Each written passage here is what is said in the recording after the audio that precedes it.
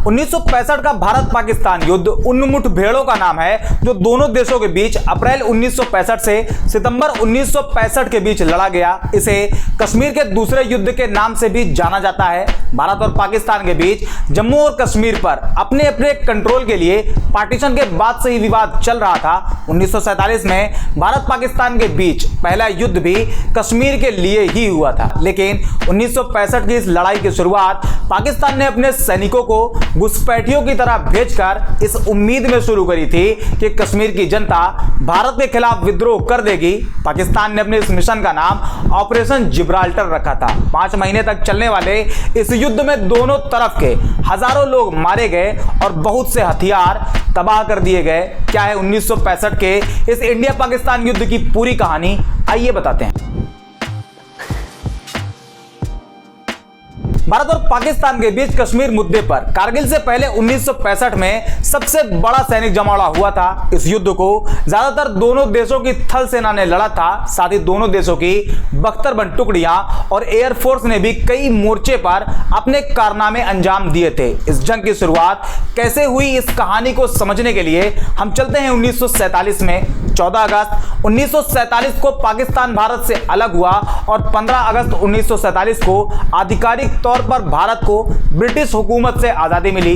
भारत पाकिस्तान के बंटवारे में कई इलाकों को लेकर शुरू से ही तनातनी चल रही थी, जिसमें सबसे खास इलाका जम्मू कश्मीर, इसके अलावा दूसरा इलाका कच्छ का रण जो कि एक बंजर इलाका है, इन दोनों के बंटवारे पर था। और इसी को लेकर शुरू हुई इंडिया और पाकिस्तान की दूसरी लड़ाई। 20 मार्च 1965 को कच्छ के रण में पाकिस्तान की तरफ से जानबूझकर झड़पें शुरू करी गई। शुरुआती वक्त में इन झड़पों में दोनों देशों की बीएसएफ ही झगड़ रही थी, लेकिन बाद में दोनों देशों की सेना भी इसमें शामिल हो गई। 1 जून 1965 को British prime minister Harold Wilson ने दोनों देशों के बीच इस लड़ाई को रुकवा दिया और इस विवाद को खत्म करने के लिए एक निष्पक्ष कोर्ट बनाई। इस कोर्ट ने मामले को सुलझाते हुए कच्छ के रण की 900 स्क्वायर किलोमीटर जमीन पाकिस्तान को दे दी। हालांकि पाकिस्तान कच्छ के 3500 स्क्वायर किलोमीटर जमीन पर अपना दावा कर रहा था। पाकिस्तान को इस मोर्चे पर पूरी तरह तो नहीं, लेकिन कुछ हद तक कामयाबी जरूर मिली। और इसी कामयाबी की नशे में पाकिस्तान के नेताओं, खास करके पाकिस्तान के फॉरेन मिनिस्टर जुल्फिकार अली भुट्टो ने पाकिस्तानी प्रेसिडेंट और आर्मी जनरल अय्यूब खान पर दबाव डाला कि वो कश्मीर पर हमले करने का आदेश दें। भारत उस टाइम चीन से एक बड़ी जंग हार चुका था, जिसमें भारत का बड़ा नुकसान हुआ था, जिस पर जुल्फिकार अली भुट्टो का मानना था कि भारत अभी एक और जंग के लिए तैयार नहीं है और ना ही जंग की स्थिति में है। भुट्टो के साथ पाकिस्तान के बाकी जनरल याहिया खान और टिक्का खान भी भुट्टो की बात से सहमत थे और उनका कहना था कि कश्मीर की आवाम भारत से आजादी चाहती है और पाकिस्तान के साथ आना चाहती है। ऐसे में अगर हम अपने सैनिकों को घुसपैठियों की शक्ल में कश्मीर के अंदर पहुंचा देंगे तो कश्मीर की जनता उनके साथ मिलकर भारत के खिलाफ जंग शुरू कर देगी। उनके इस तर्क पर जनरल अय्यूब खान दबाव में आ गए और एक मिशन ऑपरेशन जिब्राल्टर का आदेश दे दिया। इस मिशन का मेन काम था कश्मीर की जनता को भारत के खिलाफ भड़काना और इसके अलावा भारत के कम्युनिकेशन सिस्टम को ध्वस्त करना और भारत के ट्रांसपोर्ट सिस्टम को नुकसान पहुंचाना। 5 अगस्त 1965 को करीब 26,000 से 30,000 पाकिस्तानी सैनिक कश्मीरी पहचान के साथ बॉर्डर क्रॉस करके कश्मीर में घुस आए, लेकिन उनका पहला अंदाजा कश्मीरी उनका साथ देंगे और भारत के खिलाफ खड़े हो जाएंगे, वही फेल हो गया। कश्मीरियों ने पाकिस्तानी घुसपैठ की जानकारी इंडियन आर्मी तक पहुंचा दी और जल्द ही उन सभी घुसपैठियों की पहचान हो गई और पाकिस्तान का ऑपरेशन जिब्राल्टर पूरी तरह से फेल हो गया।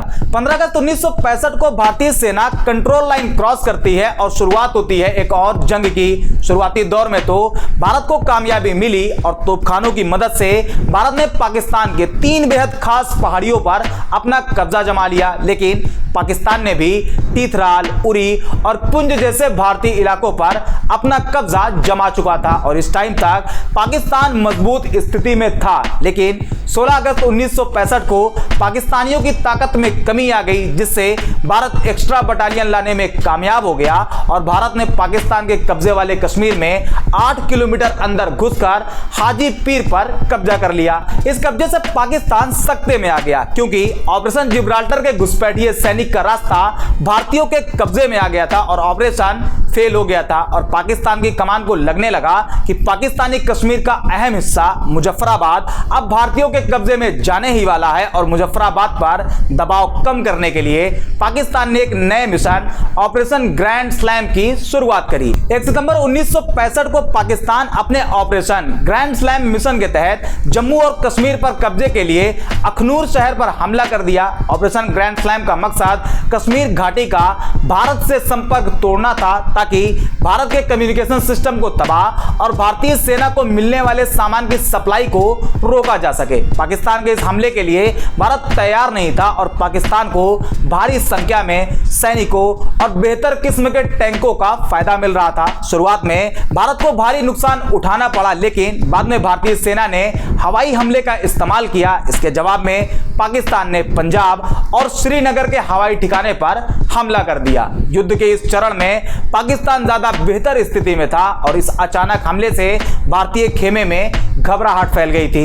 अखनूर के पाकिस्तानी सेना के हाथ में जाने से भारत के लिए कश्मीर घाटी में हार का खतरा पैदा हो सकता था, लेकिन यहां पर पाकिस्तानियों ने गलती कर दी और जीत भारत की तरफ बढ़ने लगी। युद्ध के बीच पाकिस्तानियों ने 2 गलती करी। पहली और सबसे बड़ी वजह यह थी कि पाकिस्तान की सैनिक कमान ने जीत के मुहाने पर अपने आर्मी कमांडर को बदल दिया, जिससे पाकिस्तानी सेना को आगे बढ़ने में 1 दिन की देरी हो गई और उन 24 घंटों में भारत को अखनूर को सिक्योर बनाने के लिए एक्स्ट्रा फोर्स और सामान लाने का मौका मिल गया। भारतीय सेना के कमांडर भौचक्के थे कि पाकिस्तान इतनी आसान जीत क्यों छोड़ रहा है, लेकिन 1 दिन की देरी के बावजूद भारत के वेस्ट रीजन के आर्मी कमांडर ये जानते थे कि पाकिस्तान अभी भी बेहतर स्थिति में है और उसको रोकने के लिए उन्होंने एक प्रस्ताव तत्कालीन सेना अध्यक्ष जनरल चौधरी को दिया कि पंजाब सीमा में एक नया मोर्चा खोलकर लाहौर पर हमला कर दिया जाए। जनरल चौधरी इस बात से सहमत नहीं थे, लेकिन तत्कालीन प्रधानमंत्री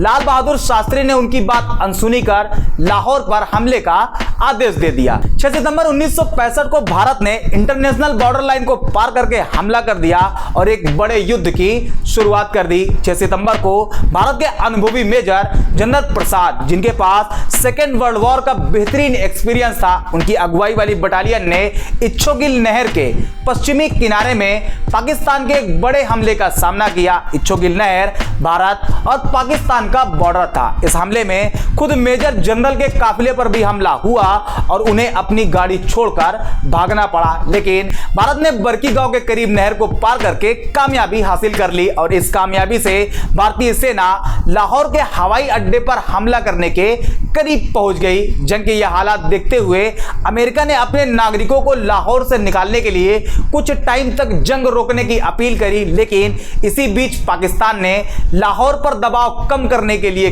खेमकरण पर हमला कर दिया और उस पर कब्जा कर लिया। बदले में भारत ने बेदिया और उसके आसपास के गांवों पर हमला कर दिया। 6 सितंबर को लाहौर पर हमले में भारतीय सेना की पहली पैदल बटालियन के साथ दूसरी बख्तरबंद ब्रिगेड के 3 टैंक दस्ते शामिल थे। वो बॉर्डर पार करके इच्छोगिल नहर पहुंच गए, लेकिन पाकिस्तानी सेना ने पुलियाओं पर अपने सैनिक तैनात कर दिए थे। जिन पुलों को बचाया नहीं जा सकता था उनको उड़ा दिया गया। पाकिस्तान के इस कदम से भारतीय सेना का आगे बढ़ना रुक गया, लेकिन जाट रेजिमेंट की एक बटालियन 3 जाट ने नहर पार करके डोगराई और बातापोर पर कब्जा कर लिया। उसी दिन पाकिस्तानी सेना ने बख्तरबंद बटालियन और वायु सेना की मदद से भारतीय सेना पर हमला कर दिया। हालांकि इससे बॉर्डर पर 3 जाट को मामूली नुकसान ही हुआ, लेकिन आर्मी को पीछे हटना पड़ा। साथ ही भारत के साजो सामान और हथियार के गाड़ियों को काफी नुकसान पहुंचा। भारतीय सेना के बड़े अधिकारियों को जमीनी हालात की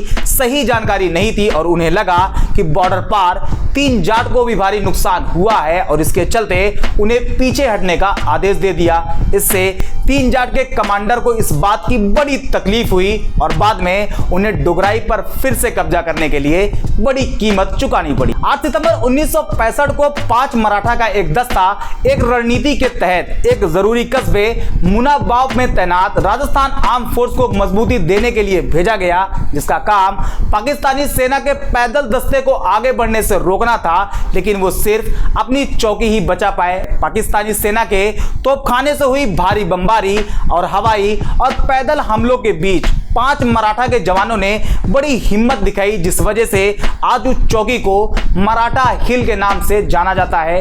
5 मराठा की मदद के लिए भेजे गए 3 गोरखा और 945 तोप की बटालियन पाकिस्तानी वायुसेना के भारी हमले की वजह से पहुंच नहीं पाया और सामान लेकर बाड़मेर से आ रही ट्रेन भी गर्दा रोड रेलवे स्टेशन के पास हमले का शिकार हो गई और 10 सितंबर को मुनाबाव पर पाकिस्तान का कब्जा हो गया। 9 सितंबर के बाद की घटनाओं ने दोनों देशों की सेनाओं का भारी नुकसान पहुंचाया। भारत का एक बख्तरबंद पार्ट, जिसे भारतीय सेना की शान कहा जाता था, उसने सियालकोट की तरफ हमला कर दिया, लेकिन छविंडा में पाकिस्तान की कमजोर 6 बख्तरबंद ने उसे बुरी तरह से हरा दिया। भारतीय सेना को करीब 100 टैंक गंवाने पड़े और पीछे हटने पर मजबूर होना पड़ा। इस जीत से खुश होकर पाकिस्तान की सेना ने भारतीयों पर हमला कर दिया और भारतीय सीमा में आगे घुस आए। अपने आखिरी हमले के लिए पाकिस्तान अपने पहले बख्तरबंद डिवीजन के साथ अमृतसर पर कब्जे के इरादे से खेमकरन पर हमला कर दिया। पाकिस्तान की सोच के मुताबिक